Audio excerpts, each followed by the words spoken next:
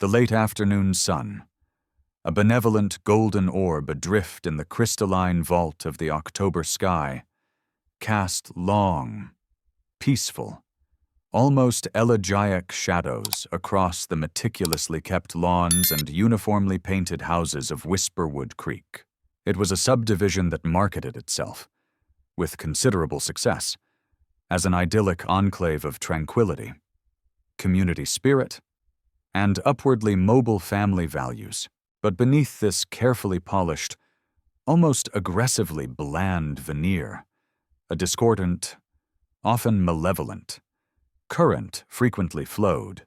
This current largely emanated from the self-appointed, iron-willed guardian of Whisperwood Creek's aesthetic and behavioral standards, one Harriet Albright. As the formidable chairperson of the powerful HOA Architectural Control and Neighborhood Harmony Committee, a committee she ruled with an iron fist and an encyclopedic, almost fetishistic, knowledge of its covenants, Harriet wielded the thick binder of community rules not as a guide, but as a weapon, finding infringements where none were intended and sowing discord where others saw only the messy, unpredictable beauty of life unfolding. Chief Fire Investigator Michael O'Connell, a man whose professional existence was dedicated to sifting immutable truth from the chaotic, often heartbreaking, aftermath of ash and ruin, had chosen Whisperwood Creek for its ostensibly quiet streets, its highly rated schools, and its promise of a peaceful, unremarkable haven for himself and his 12-year-old daughter, Lily. After the sudden, brutal loss of his beloved wife, Claire, to an aggressive, unforeseen illness 3 years prior, Lily had become the radiant, unwavering center of Mike's universe.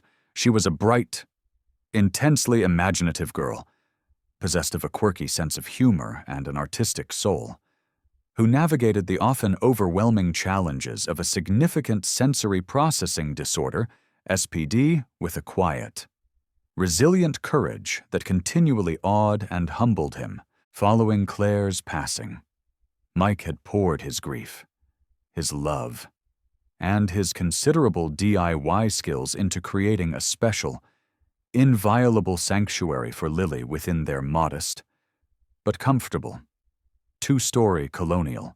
This sanctuary was her sensory therapy room, a space meticulously designed and constructed to help her regulate her overloaded nervous system, to de-stress, to find a pocket of calm amidst the often cacophonous, visually jarring sensory input of the outside world.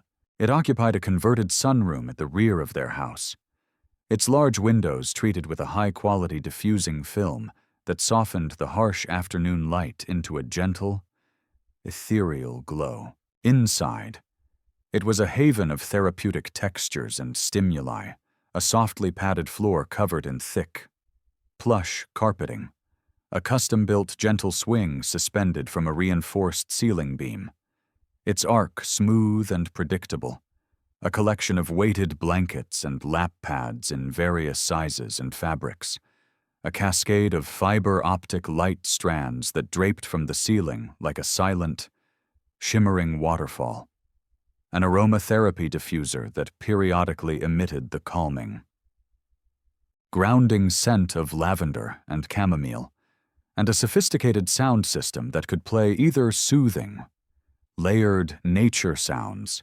gentle rain, distant ocean waves, forest ambiances, or the specific frequencies of white and pink noise that Lily found deeply comforting and organizing.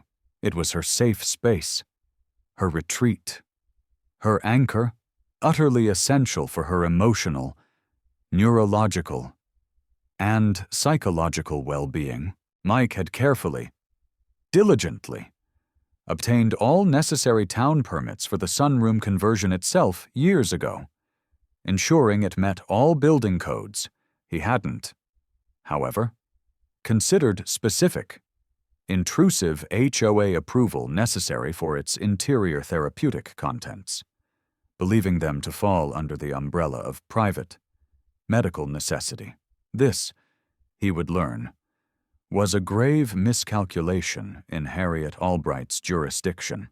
Harriet Albright, however, considered everything within the geographical boundaries of Whisperwood Creek, and indeed, anything that impinged upon her perception of its perfect order, to be her business, her own home, a sterile, perfectly symmetrical, and eerily silent colonial with unnaturally vibrant green, chemically saturated grass and foundation plantings so severely, aggressively pruned, they looked perpetually startled, stood 2 doors down from the O'Connells, from her strategically positioned sunroom, a room she used not for relaxation or enjoyment, but primarily for neighborhood surveillance. Often aided by a pair of high-powered binoculars, Harriet had begun to notice what she termed, in her increasingly frequent and agitated internal monologues, unusual and deeply concerning activity at the O'Connell residence. She couldn't see directly into Lily's therapy room due to the diffusing film on the windows and Mike's recently reinforced 6-foot privacy fence, a direct, if unspoken, response to her escalating intrusiveness.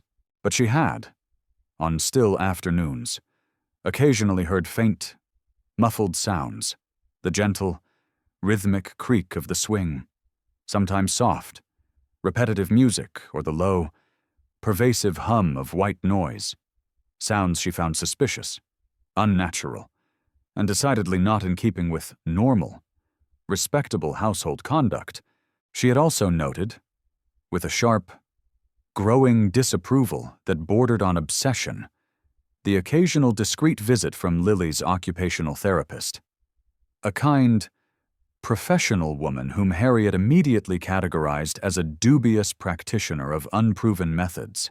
Harriet's animosity, Mike would later piece together, wasn't just about an abstract adherence to HOA rules. It was far more personal, far more twisted. Years ago, Harriet had a younger sister, Clara, who had battled severe, unmanaged anxiety and what would now likely be diagnosed as a sensory processing disorder. In Harriet's rigid, unforgiving memory, Clara's struggles were a source of family shame, a sign of weakness, a disruption to the Albright family's carefully cultivated image of unflappable propriety. Clara's eventual, tragic withdrawal from life was something Harriet had buried deep, reinterpreting it not as a failure of understanding or support, but as Clara's own stubborn refusal to be normal. Lily, with her special room and her therapies, became a painful, distorted echo of Clara, a living embodiment of the coddling and indulgence Harriet believed had ruined her sister. Lily's very existence, and the visible efforts Mike made to support her, became an intolerable affront to Harriet's deeply buried grief and her pathological need for control. She had, in fact, been overheard by a former, now estranged, committee member muttering darkly about these modern affectations and how some things are best left to discipline, not indulgence. Her gaze fixed unsettlingly on the O'Connell house. This undercurrent of deeply personal resentment fueled her campaign with a venom that transcended mere HOA pedantry. Her initial official complaints were, as was her modus operandi, veiled in layers of officious HOA jargon, designed to intimidate and obfuscate. A certified letter arrived at the O'Connell home, citing a supposed violation of Rule 7(3), subsection B, excessive or unusual household noise emanation, during restricted hours. Despite Mike having proactively confirmed with his immediate, friendly neighbors on both sides that they heard nothing bothersome, ever. Another letter vaguely, yet menacingly, referenced unapproved structural modifications potentially impacting community aesthetics and property values. Even though the sunroom's exterior footprint hadn't changed in over 2 decades and was, in fact, more neatly maintained than many others in the subdivision, Mike had responded to each communication with determined politeness, unwavering calm, and meticulous factual accuracy. He explained, clearly and concisely, the room's vital therapeutic purpose for his daughter's documented medical and neurological needs. He even offered to provide comprehensive medical documentation from Lily's pediatrician and occupational therapist, an offer Harriet summarily, disdainfully dismissed as utterly irrelevant to HOA aesthetic and noise regulations, which are paramount for maintaining our community's high standards. His patient, reasonable explanations, however, only seemed to fuel Harriet's intrusive curiosity and her unshakable conviction that something untoward, something non-compliant, something subversive was happening within the O'Connell home. She began to develop a particular, irrational, and increasingly venomous fixation on Lily's sensory room, viewing it as a blatant symbol of defiance against her authority, a disturbing deviation from the predictable, uniform, and rigidly controlled quietude she sought to impose upon every square inch of Whisperwood Creek. The HOA board, a mostly passive, timid group thoroughly intimidated by Harriet's forceful, often bullying, personality and her encyclopedic, weaponized knowledge of the covenant's myriad loopholes and gray areas, offered little to no resistance to her escalating campaign of petty harassment, usually deferring to her committee's extensive expertise and unwavering commitment to community standards. The tension simmered, then began to boil. Over several increasingly fraught weeks, Harriet escalated her complaints, moving from formal letters to thinly veiled accusations and pointed, slanderous remarks to other, more receptive neighbors about the strange goings-on and secretive activities at the O'Connell house. She insinuated that the room was being used for who knows what, her voice dropping to a conspiratorial whisper that invited salacious speculation. On one particularly brazen occasion, Mike, alerted by Lily's sudden distress, had discovered Harriet attempting to peer over his privacy fence with a pair of powerful bird-watching binoculars, her face contorted in concentration. He had politely but firmly, his voice dangerously low, asked her to remove herself from his property line immediately, an act of defiance that had clearly enraged her. Her face flushing a dark, mottled red. Mike, while privately infuriated by her relentless invasiveness and the growing whispers in the neighborhood, tried desperately to shield Lily from the escalating drama, hoping against hope that Harriet's unhealthy obsession would eventually wane or, as was often the case, shift to a new, unfortunate target, a non-compliant garden gnome, perhaps, or an unapproved shade of front door paint. He profoundly, tragically, underestimated the abyssal depths of Harriet Albright's resentment, her pathological need for control, and her chilling capacity for malicious, destructive action when her perceived authority was fundamentally challenged. One cool, crisp Saturday afternoon in late October, with the scent of wood smoke and decaying leaves hanging in the air, Mike was at the local hardware store, patiently navigating the crowded aisles to pick up supplies for a minor but necessary plumbing repair in his guest bathroom. Lily was at home, safely engrossed in a captivating new library book in the sun-drenched living room, with their trusted, highly responsible teenage babysitter, Sarah, keeping a watchful, unobtrusive eye. Lily had spent a calm and restorative hour in her sensory room earlier that morning, and it was currently quiet. its door slightly ajar. A faint, almost imperceptible hum of the air purifier, the only sound emanating from within. This, it seemed, was the precise window of opportunity Harriet Albright had been meticulously, patiently, and predatorily waiting for. Driven by a poisonous, twisted logic that whatever was happening in that secret room needed to be exposed, investigated, or, preferably, stopped permanently, and undoubtedly fueled by a burning desire to punish Mike O'Connell for his calm, unwavering defiance of her self-proclaimed authority. Harriet had decided to take matters into her own hands in the most destructive, unthinkable way imaginable. She had observed Mike leaving the house in his truck nearly an hour earlier.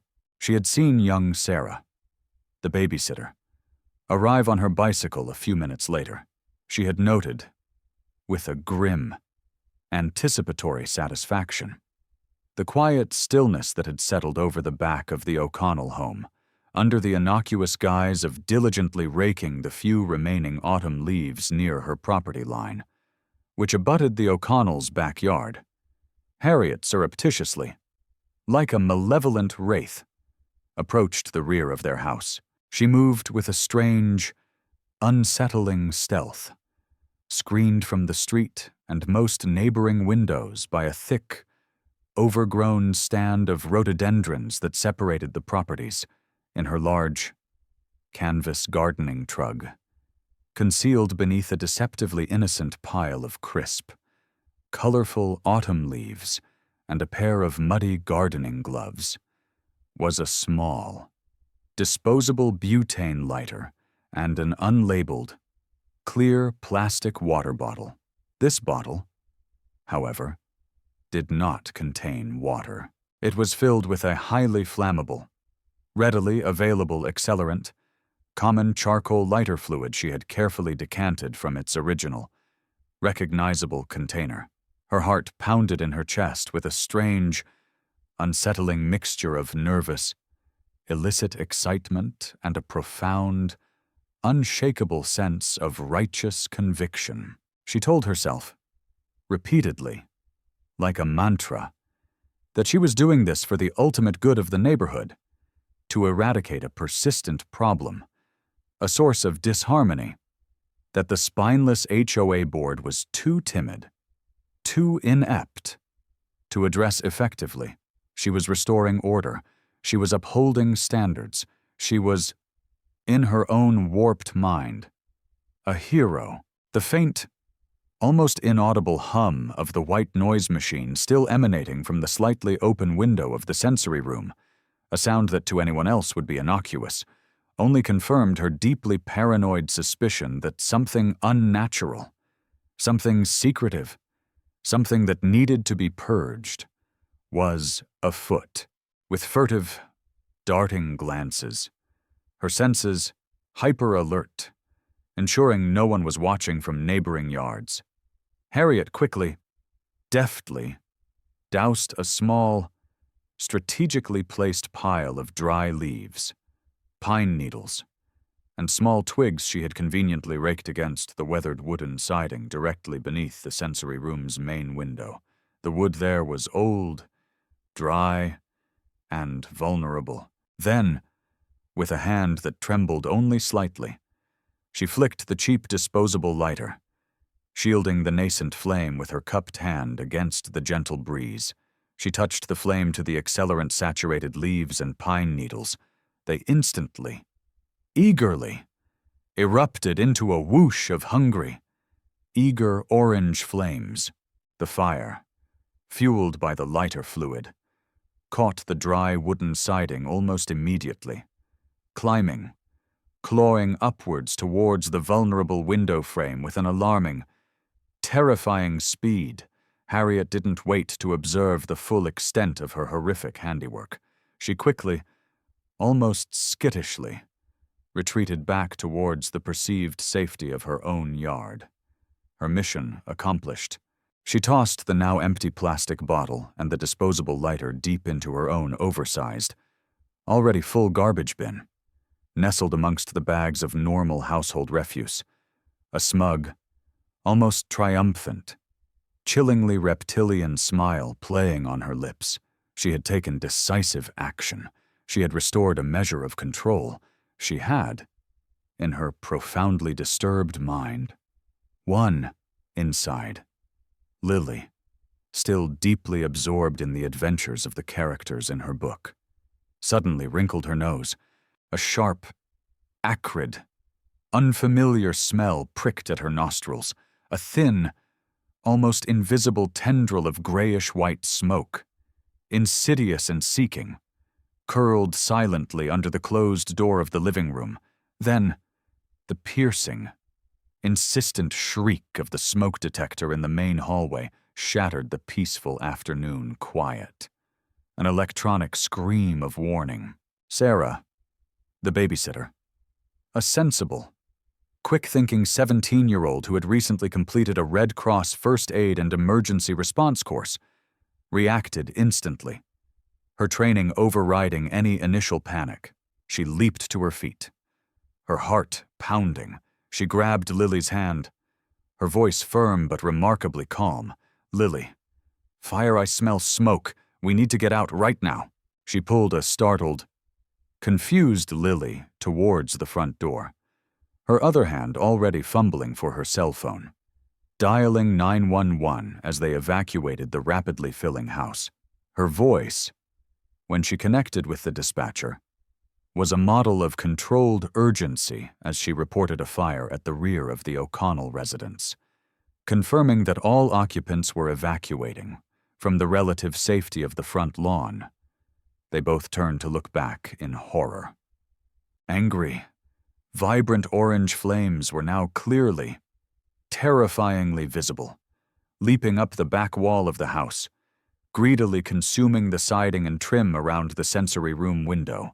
Thick, oily, black smoke billowed ominously into the clear blue sky, a hideous stain on the perfect autumn day.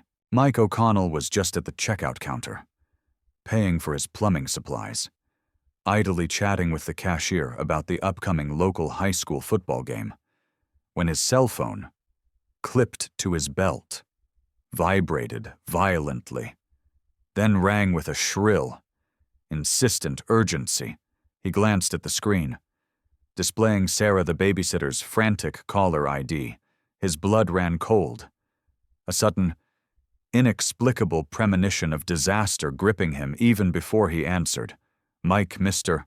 O'Connell. Oh my God, there's a fire. At your house. Lily's okay. We're out front. We're safe. But the back of the house, the sunroom, it's burning." Fast Sarah's voice was high-pitched, laced with terror, but coherent. Mike dropped the bag of copper fittings, the metallic clatter echoing unnoticed in his ears. His mind, in an instant, shifted from the mundane problem of leaky faucets to the all-consuming, heart-stopping urgency of a fire at his own home, engulfing his own daughter's irreplaceable sanctuary. "I'm on my way. Sarah, right now. Keep Lily away from the house. Is anyone else inside?" His voice was tight, controlled. His fire investigator training kicking in? "No. Just us." We got out immediately. The smoke alarm went off. "Good girl. Sarah. Excellent. Stay put. I'll be there in less than 5 minutes." He was already sprinting towards his truck, his mind a maelstrom of professional assessment and raw, paternal fear. His professional training was a thin shield against the cold, sickening dread that gripped his heart. He arrived on Willow Lane, his truck screeching to a halt, to a scene that was every fire investigator's ultimate nightmare, made infinitely, unbearably worse because it was his home, his life, his daughter's world, under attack. Engine 3 from the local Whisperwood Creek Fire Station was just pulling up, its siren winding down with a mournful groan, its red lights flashing, painting the scene in hellish hues. Flames were actively. aggressively involved in the rear exterior wall of the sunroom, threatening to breach the large window and extend rapidly into the interior, into Lily's precious room. Lily and Sarah stood safely, thankfully, on the neighbor's lawn directly across the street, watching with wide, terrified, tear-filled eyes. Mike's first, absolute priority was confirming Lily's safety with his own eyes, his own touch. He rushed to her, his legs feeling like lead, and enveloped her in a fierce, desperate hug, burying his face in her hair, inhaling her scent, reassuring himself she was real, she was unharmed. "You okay? Pumpkin, you're safe, you're not hurt." His voice was ragged, thick with emotion. Lily nodded, clinging to him with a desperate strength, her small body trembling like a trapped bird. The smoke alarm went off. "Daddy, it was so loud. Sarah got me out. She was really brave. Good job."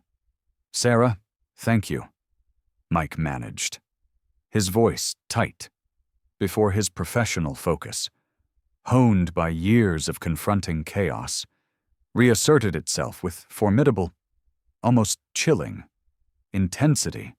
He turned to face the inferno consuming his home, the fire captain, a grizzled, experienced veteran named Dave Rourke, a man Mike knew well and respected, recognized him immediately, his face etched with shock and concern. "Chief O'Connell." "Mike, what the hell happened here?" "Not sure yet."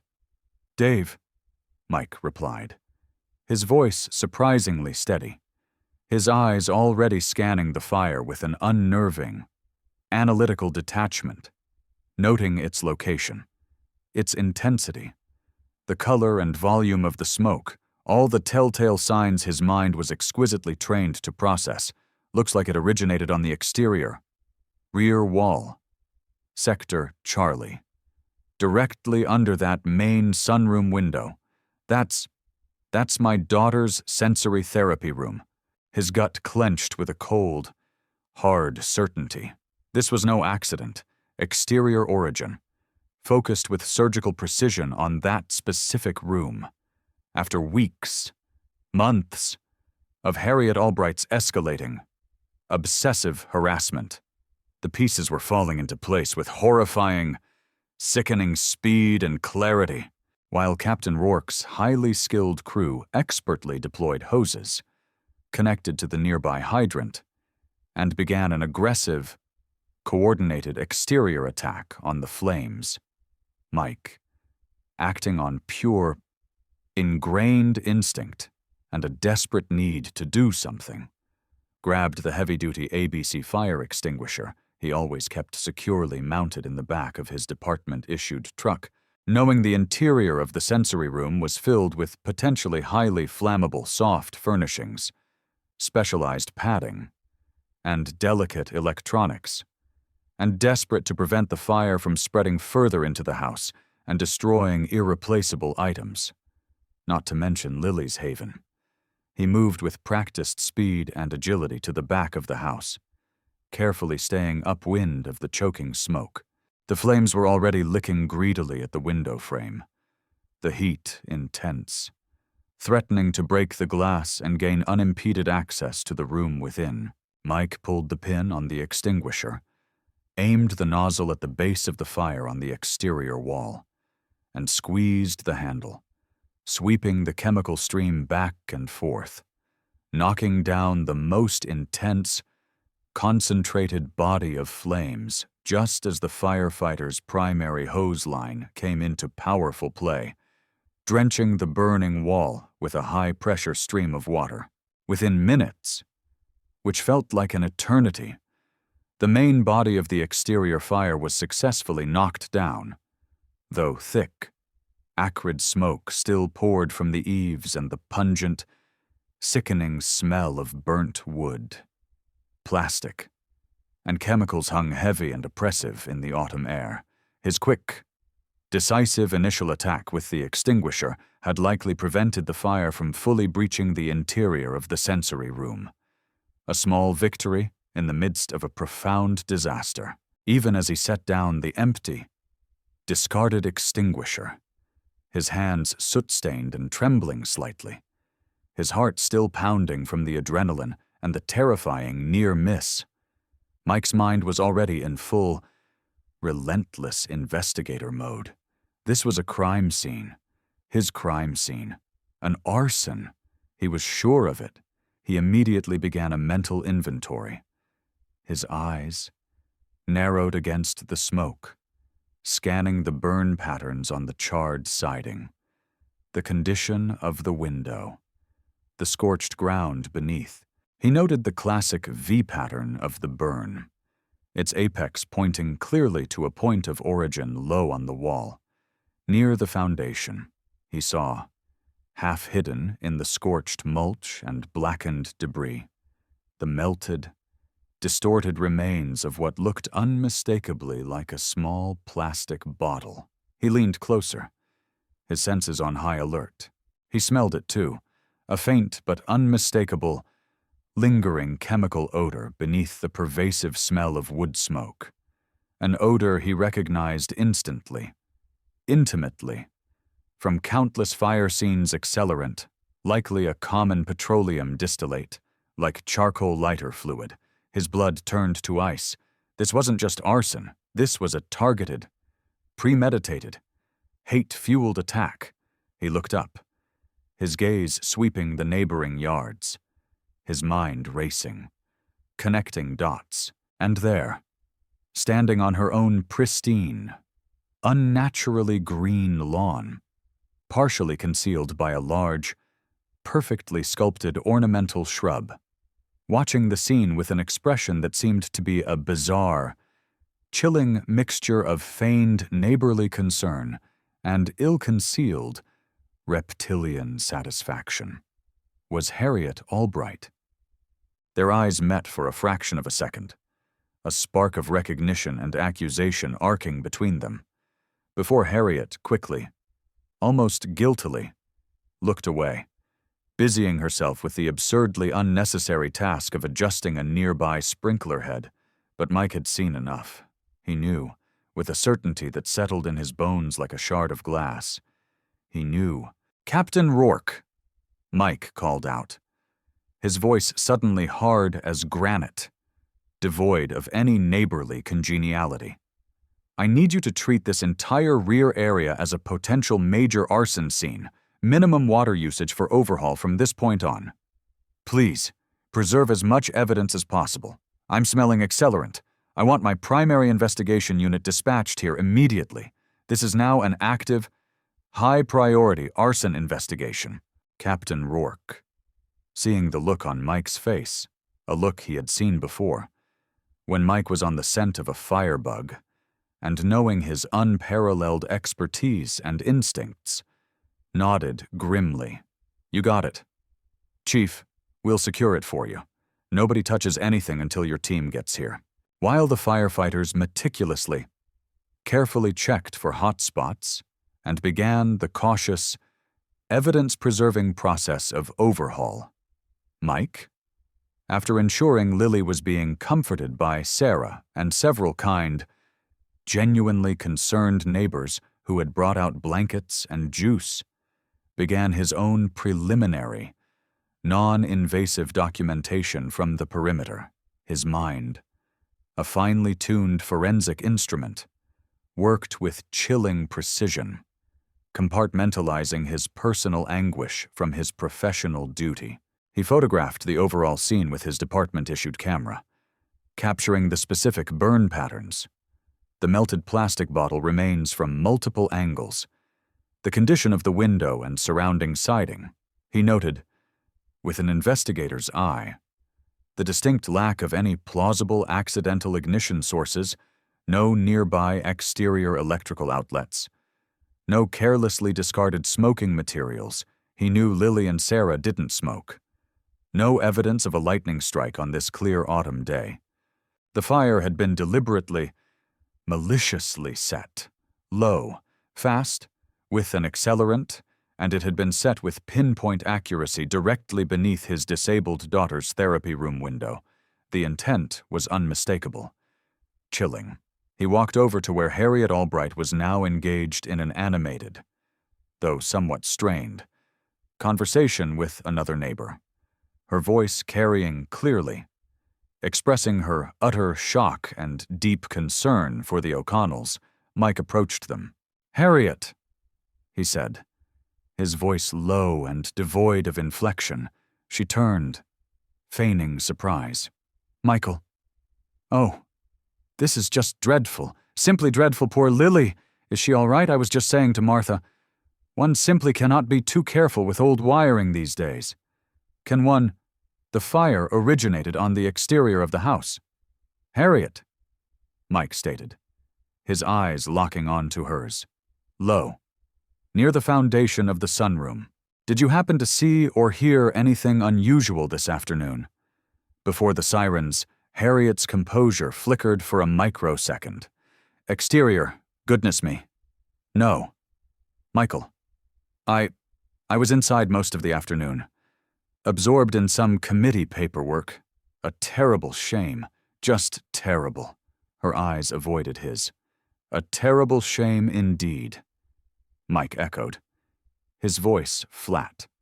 Before turning away, when Mike's own elite arson investigation unit arrived, lights flashing, sirens silent, led by his trusted, highly competent Deputy Chief Investigator, Maria Sanchez, he briefed them quickly, concisely, his voice a monotone of forced professionalism, though his eyes, when he mentioned Lily's room, betrayed the cold, simmering fury burning deep within. Exterior origin. Sector Charlie. Probable liquid accelerant used at the base of the wall. Directly under the primary window of a child's therapy room, point of ignition appears to be a pile of easily ignitable combustibles deliberately placed against the siding. I want a full, meticulous evidence collection protocol initiated soil samples from the suspected point of origin. Multiple control samples. Swabs from the siding for accelerant residue. Careful collection and preservation of that melted plastic bottle. Check all surrounding areas, including adjacent properties, for any discarded ignition devices, lighters, matches, containers. And I want a comprehensive canvass of all neighbors, not just for unusual activity observed prior to the fire, but for any previous interactions or conflicts involving the residents of this address." He paused, then added, his voice dropping almost to a whisper, freighted with a significance that Maria immediately understood. "Our primary person of interest, based on pre-existing circumstances and behavior observed at the scene, is likely to be Harriet Albright, resident at number 14 Willow Lane, 2 doors east.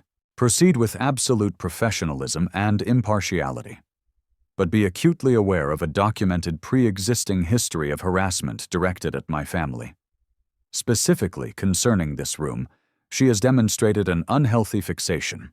Deputy Chief Sanchez, a seasoned, astute investigator who had worked alongside Mike for over a decade, through countless horrific scenes, nodded, her expression a mixture of professional focus and profound, personal sympathy for her boss. "We're on it. Chief, we'll get to the bottom of this. We'll find out exactly what happened here. And who's responsible. You have my word. The investigation proceeded with textbook efficiency. A grim ballet of forensic science and methodical detective work. Soil samples taken from directly beneath the point of origin later tested positive in the state crime lab for significant traces of petroleum distillates consistent with common charcoal lighter fluid. The melted plastic fragments, painstakingly collected and reconstructed, were positively identified as belonging to a popular, widely available brand of lighter fluid bottle. Crucially, a sharp-eyed rookie investigator, meticulously canvassing the area as per Mike's instructions, discovered a discarded disposable butane lighter, partially concealed in the thick, overgrown grass just inside Harriet Albright's property line, near the large ornamental shrub where Mike had initially seen her standing. Watching the fire with that chillingly smug expression, it appeared to have been hastily, carelessly tossed there. It was carefully collected and sent for fingerprint analysis. Meanwhile, several neighbors, when interviewed by Maria Sanchez and her team, away from Harriet's intimidating presence, reluctantly, then more openly, admitted to seeing Harriet Albright raking leaves, or at least appearing to rake leaves, unusually close to the O'Connells' property line shortly before the fire was discovered. This was described as highly unusual activity for her on a Saturday afternoon, as she typically employed a gardening service for such menial tasks. One elderly neighbor, Mrs. Henderson from across the street, a woman with keen eyes and a penchant for bird-watching, even recalled seeing Harriet carrying a small, unfamiliar plastic bottle, partially concealed in her gardening trug, something Mrs. Henderson had idly noted as odd at the time. Another neighbor, a young father named Tom Walton who lived next door to the O'Connells, initially hesitant, came forward after seeing Mike's raw distress. "Chief," he said to Maria Sanchez, his voice low, I didn't think much of it before. But Miss Albright, she's been acting stranger than usual lately. Last week, I saw her from my kitchen window, just staring at your sunroom, not just looking, staring, for a good 5 minutes," she was muttering to herself. "I couldn't hear but she looked agitated, unhinged, almost, and then, about half an hour before the fire trucks came, I saw her near your fence line again. She had that gardening bucket. She looked around, real shifty-like, then ducked behind those big bushes between your yards. I just thought she was being nosy, like always." Armed with this rapidly accumulating, deeply incriminating circumstantial and physical evidence, Deputy Chief Sanchez and a uniformed police detective from the local precinct approached Harriet Albright at her home later that evening. The atmosphere was tense. Harriet initially feigned polite surprise and deep, effusive concern about the terrible, tragic fire at the O'Connell house. She offered unsolicited, wildly inaccurate theories about faulty electrical wiring in those old sunrooms, or, more insidiously, children. You know, sometimes they play with matches. Such a tragedy. But her carefully constructed composure began to visibly crumble as Sanchez calmly, methodically, and relentlessly laid out the preliminary findings of the arson investigation, the clear, irrefutable evidence of a deliberately set fire, the undeniable use of a powerful accelerant, the discovery of the melted lighter fluid bottle at the point of origin, and, most damningly, the discovery of the discarded disposable lighter, bearing partial fingerprints, just inside her property line when asked directly, her voice polite but firm, if she had been near the O'Connells' house that afternoon, or if she owned or had recently purchased any charcoal lighter fluid. Harriet became visibly flustered. Her denials grew increasingly shrill, desperate, and contradictory. She claimed, with wide-eyed insistence, that she had been inside her own home all afternoon, deeply engrossed in some critical HOA committee paperwork. Then, when pressed about Mrs. Henderson's and Tom Walton's statements, she amended her story, claiming she had been doing some light gardening but only in her front yard. Far from the O'Connells' back sunroom, she vehemently, almost hysterically, denied owning or ever using any lighter fluid, claiming she found barbecue grills common and smelly. The final, irrefutable, smoking gun piece of evidence, however, came from an unexpected and technologically advanced source, the Waltons. Tom and his wife, deeply disturbed by the fire and Harriet's increasingly bizarre behavior, remembered they had recently installed a new, wide-angle, motion-activated security camera overlooking their own backyard, primarily to deter deer from eating their prize-winning roses. Reviewing the footage from that afternoon with Maria Sanchez, they found it clear, undeniable, high-resolution video. It showed Harriet Albright, unmistakable in her distinctive gardening hat, surreptitiously approaching the O'Connells' fence line, carrying the trug, looking around furtively. It captured her disappearing behind the rhododendrons for several minutes. Then, it showed her emerging, hurrying back towards her own yard, her face flushed, glancing back repeatedly, without the trug. A few minutes later, the first wisps of smoke were visible on the footage, followed shortly by the arrival of Sarah and Lily on the front lawn. The timeline was damning. The visual evidence was irrefutable, based on the overwhelming confluence of physical evidence pointing to a deliberate, malicious incendiary act. The specific, unmistakable targeting of the vulnerable child's therapy room, Harriet's demonstrably false and contradictory statements, the multiple eyewitness accounts placing her at or near the scene, and now, the irrefutable security camera footage. The state's attorney's office, in urgent consultation with Chief Fire Investigator Michael O'Connell, who maintained an officially recused but intensely interested and meticulously documented oversight of the case his unit was building against his own tormentor, authorized the immediate arrest of Harriet Albright.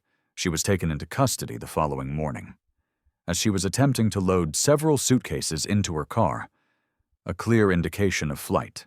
Her arrest was quiet, professional, but unyielding. She was charged with multiple serious felonies: arson in the first degree, due to the occupied dwelling and the clear endangerment of human life, aggravated assault with a deadly weapon, the fire itself being legally defined as such given its potential lethality, and felony child endangerment specifically targeting a minor with a documented disability. Her booking photo, capturing her stunned, disheveled, mascara-streaked, and utterly defeated expression, was a stark, pathetic contrast to the smug, imperious, perfectly coiffed images that usually accompanied her name in the HOA newsletters and community bulletins. The news of her arrest, and the horrifying, almost unbelievable nature of her alleged crimes, ripped through Whisperwood Creek and the wider city with the speed and destructive power of a wildfire itself, leaving a trail of profound shock, disbelief, widespread revulsion, and a deep sense of communal betrayal. The legal process for Harriet Albright was, given the mountain of evidence, swift and decisive. Her initial bail was set at an extraordinarily high, unattainable figure, reflecting the extreme severity of the charges, her clear flight risk, and the profound danger she posed to the community. She remained incarcerated, isolated and increasingly unhinged. Pending trial, the forensic evidence compiled by Mike O'Connell's dedicated unit was, by all accounts, flawless and irrefutable. The lighter fluid residue, scientifically matched to samples from the melted bottle, the discarded lighter with her partial but identifiable fingerprints, the classic, unmistakable burn patterns indicating a deliberate, copious pour of accelerant, all combined with the multiple eyewitness testimonies and the damning, incontrovertible security camera footage, painted an undeniable, chilling picture of a premeditated, hate-fueled arson attack specifically targeting a room used by a disabled child. An act of unimaginable cruelty, faced with the absolute certainty of conviction on multiple felony counts at trial and the terrifying prospect of a very long, harsh prison sentence. Harriet Albright, on the increasingly desperate advice of her beleaguered legal counsel, eventually, brokenly, accepted a plea agreement offered by the state's attorney. She pleaded guilty to the reduced but still incredibly serious charges of arson in the second degree and felony child endangerment at her heavily publicized sentencing hearing. Michael O'Connell, standing before the court, not as the city's chief fire investigator, but as Lily's heartbroken, still furious father, delivered a powerful, emotionally charged, and unforgettable victim impact statement. He described, in quiet but devastating detail, the sheer terror his daughter had experienced, the profound violation of her one true sanctuary, the ongoing psychological trauma she endured, the nightmares, the fear of loud noises, her reluctance to be alone even in her own home.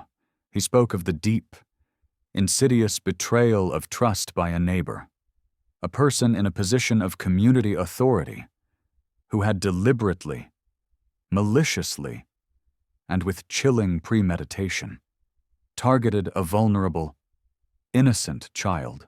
He spoke of the sanctity of a child's safe space, and how Harriet Albright had not just burned wood and plaster, but had attempted to burn away his daughter's sense of security in the world.